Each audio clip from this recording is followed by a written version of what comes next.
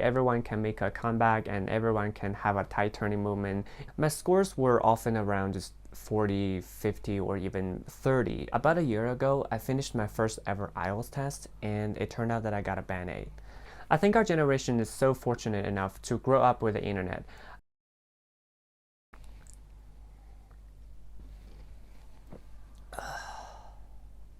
I think it's tempting to believe that once you do not do well in a certain field, you're never going to make any difference. But for English, there has been a tide turning moment in my life. About a year ago, I finished my first ever IELTS test and it turned out that I got a band 8. And over the years, I have taken on different contests, tests, and qualifications of English, and here they are.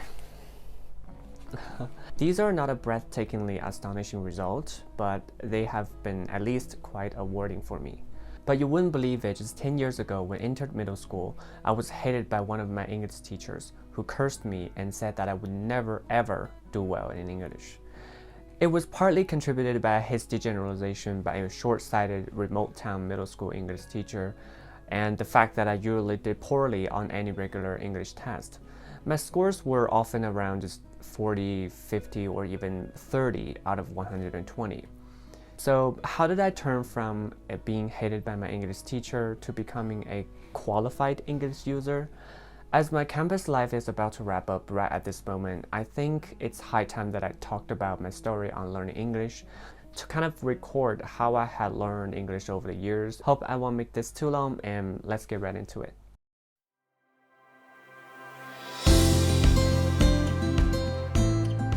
I think my experience of learning English is pretty much similar to many of my peers. I was not born in a big city. My first 20 years was spent in a remote and poverty-stricken place in China. I went to a regular high school instead of a foreign language-based one.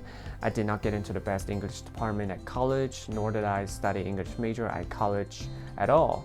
I never spent any extra budget on English studying or learning, so I would say my English learning journey is nothing special.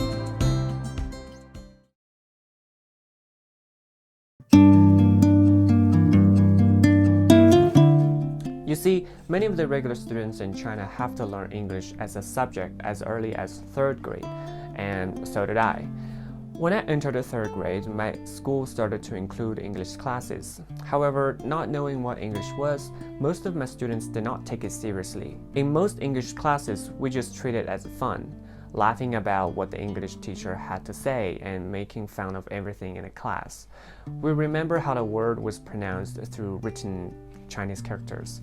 For me, English classes were no more different from music, art, science, or PE at that time. It was a slight duration where I had not to be worried about being punished if we did not attend the lecture with full attention and did not have to worry about the intensive load of home assignments. The English education was there as programmed by the government, but it was not good. I remember that I had probably 3 English teachers through primary school, and every time there came a new one, I was taught the same old thing: the alphabet, phonetic symbols, and something like, how do you do? Fast forward to middle school, my first half of junior high school was a nightmare.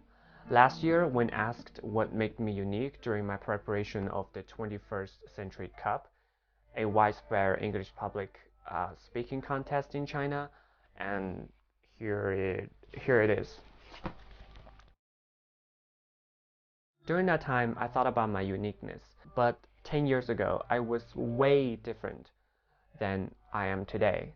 Afraid of being isolated by others, afraid of being different from anyone else, I lost myself, repeating and intimidating what other people did, even though what they did is no good to me. Indulged in unnecessary resistance against teachers I did not like, I put myself into rotten. That was the darkest moment in my life.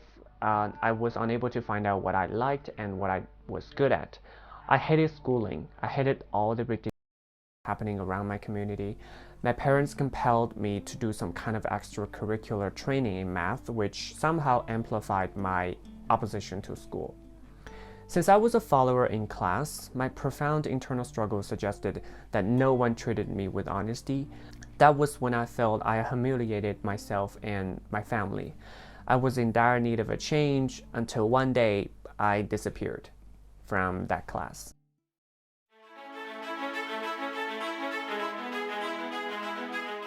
Sometimes the best way to escape from reality is to make a total change, and I owed my growth to all of the big-time changes in my life.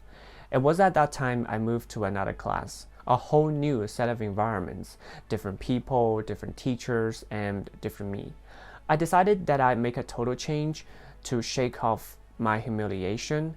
Right at that time, I finally got the opportunity to get rid of the toxic relationships and started to meet people who were really nice, positive, hopeful, and on top of that, inspirational. My motivation of study became all the more powerful, and even though I had a hard time navigating the sharp transition out there, I noticed that I was undergoing some slow improvement. My scores in various subjects slowly climbed up, and I finally started to receive bonuses and compliments. All these turned out to be very rewarding to me. And to tell you something, once you get positive feedback from what you are doing, you definitely will have more initiative to keep that on. Another life-saving change occurred as the internet flourished. I think our generation is so fortunate enough to grow up with the internet.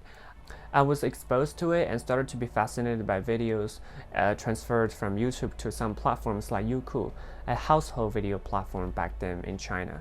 It felt like a new world was open in front of me.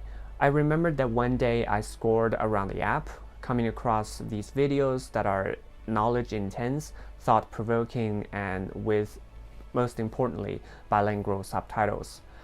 Cesium-137 and other radioactive isotopes. Upon detonation, atoms are literally gutted and gluttoned. I not only realized my English proficiency was way backward, but what is more important is that I saw what decent English should sound like. At the same time, video games are significant in contributing to my English improvement. Fortunately, my parents did not ban my right to play, given the slight improvement I made in class. Even though the computer in my house back then was a piece of junk, unable to run even Half-Life 2, I found myself attached to these art games compared with games I previously played like Crossfire, QQ Speed, and some other you name it games. Call of Duty with this simulated aiming system, Max Payne with its charming way of storytelling, Allow me to present Max Payne. Come on, Oliver. Max, dearest of all my friends. Pain? It's you to get out of here and then you need to leave now. 911. Sorry, I left you. Run! Run! Half-Life with stunning game designs, Biotechnology or other high-tech disciplines, please contact our civilian recruitment division. The Black Mesa Research Facility is an... and Grand Theft Auto series with a mixture of a state-of-the-art gaming design. Don't do it, man. He's gone.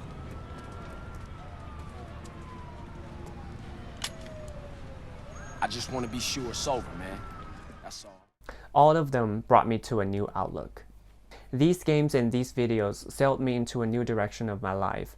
I found my desire for knowledge and English increasingly grow. The videos and games just kept playing in my mind once and once again until I could remember some parts of the scripts. I practiced and cited again and again and realized that I may have a talent for doing accents, and I am sensitive to foreign language actually. I kept going from being hated by my English teacher to one of the top English learners in my class. To this day, I have been extraordinarily nostalgic about what happened over the 2 years, 2014 and 2013. It's been super rewarding to me. Such motivation was still fueling me through high school as I noticed that my particular interest in learning English was increasingly powering up.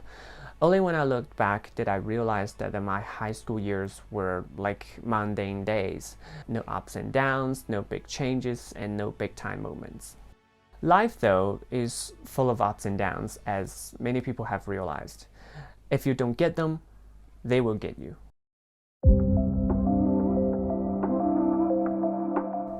Upon college, I made an egregious choice of major. I landed on an IT major, a field that I had literally no idea what it involved. 1 year into this major, I pulled it through by having passed but cut all of the tests. But I realized how bad the choice ended up being, given my compromised ability to deal with all these numbers and equations. Something that is what an engineering subject is all about. I try to work on these math things, but they don't work out for me. Somehow my inner voice told me that I needed to make a change again, but I felt I didn't have enough confidence and courageous until what happened then.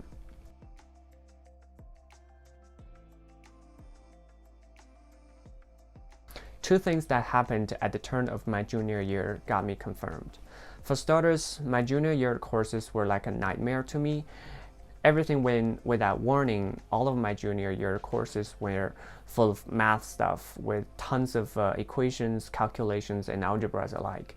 I managed to handle them, but just a little bit, but I was never good at them.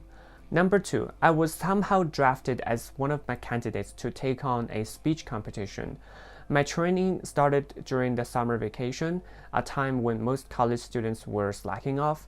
Either way, my teacher gave me some push, and I had one of the best friends around in that group, so I pulled it through by attending meetings, brainstorming, and drafting scripts. To this day, when I revealed what happened back then, I immediately realized how bad an English writer I was. And it feels great to see how you make steady improvement in a certain field, like writing, from a layman to a contest winner. It was to the credit of such an experience to take on a super important contest through hard work and persistence that I found what I like to do. Compared to my major courses, which exhausted me day in and day out, I found myself attracted by practicing speaking every day, even though I did not know how far my practice would take me back then. I dedicated myself to it without any reluctance or frustration, but the contest turned out to be rewarding to me because I did pretty great on the provincial final. Honestly speaking, I did not imagine that I could make it to the first prize because I just thought that not failing was the best I can do. And it all came down to my teacher's patience and dedication, as well as the kind, unselfish help and encouragement from my partner. To this day, I still feel very super grateful for what they did for me. Then I realized if you find something you like to do after a big setback, you will be willing to dedicate yourself to the cause, no matter what comes out of it. At least that's what I do. My tiny achievement in English offered me even more confidence than ever before, but it also convinced me that I wanted to choose a different path forward. So I decided to apply for an English-related program at graduate school, and here I am, spending time as an English major. Enjoy doing what I like.